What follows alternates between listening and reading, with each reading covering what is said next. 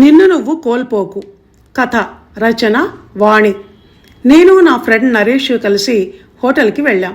వాడిని నా ఫ్రెండ్ అనటం కన్నా నా తోక అంటే బాగుంటుందేమో. నాకు 12 ఏళ్ల వయసు ఉన్నప్పటి నుంచి అదే వయసున్న వాడిని తగిలించుకొని వెళ్తున్నాను. మా తాత మా నాన్న సంపాదించిన ఆస్తిపాస్తులు బాగానే ఉండటంతో నా జేబులో ఎప్పుడూ డబ్బులు పుష్కలంగా ఉండేవి.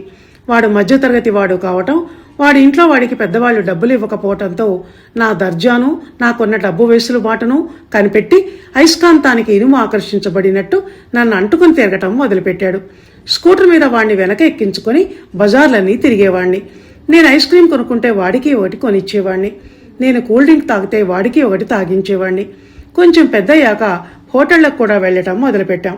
ఏం తింటావురా అంటే ఏమాత్రం మొహమాటం లేకుండా మసాలా దోశ అనో బిర్యానీ అనో వాడికప్పుడు ఏం తినాలనిపిస్తే అది తింటానని అనేవాడు. సుష్టుగా లాగించాక ఇద్దరం కలిసి సినిమాకి వెళ్ళేవాళ్ళం.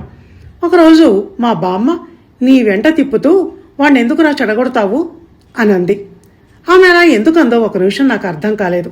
ఫ్రీగా వాడిని నా బండి మీద తిప్పుతాను, నా ఖర్చుతో తిండి తినిపిస్తాను.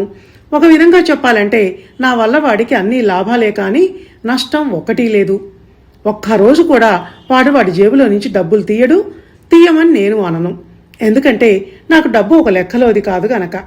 అయినా బామ్మ అలా ఎందుకన్నది అని ఆలోచిస్తూనే ఆమె అన్న మాటను ఆ రోజు వాడితో అనేశాను. దానికి వాడు, పెద్దోళ్ళు అలాగే అంటారులే, నువ్వేం పట్టించుకోకు, మా ఇంట్లో మా అమ్మ కూడా అలాగే అంటుంది అన్నాడు. ఆశ్చర్యపోయాను నేను. మీ ఇంట్లో కూడా అలాగే అంటారా? ఎందుకు? నీకు నేనేం నష్టం చేస్తున్నానని? ఎక్కడికి పోయినా ఏం తిన్నా డబ్బులు నేనే పెట్టుకుంటాగా, ఇంకా ఆ లెక్కన నువ్వే నాకు నష్టం చేస్తున్నావు అన్నాను. వాడు నిస్సంకోచంగా నిజమే ఆ మాట అన్నాడు.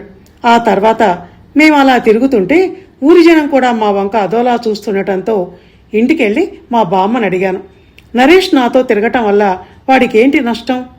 వాడిని నేనేం పాటు చేస్తున్నాను చెప్పు బామ్మ అని బామ్మ చెప్పే వరకు వదలలేదు. వాడికేంటి నష్టం అంటే వాడికంటూ ఒక సొంత వ్యక్తిత్వం లేకుండా పోతోంది. ఆత్మాభిమానం, ఆత్మగౌరవం కూడా.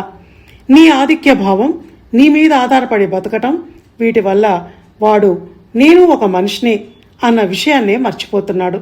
ఇది డబ్బు కన్నా చాలా విలువైనది అంది బామ్మ. దీని వెనక ఇంత ఉందా అని ఆశ్చర్యపోతూ అలాగే నిల్చుండిపోయాను నేను. నా మనసు నిన్ను నువ్వు కోల్పోకు మిత్రమా అని నా స్నేహితుని ఉద్దేశించి లోలోపల అనటం నాకు స్పష్టంగా వినిపించింది. ధన్యవాదాలు.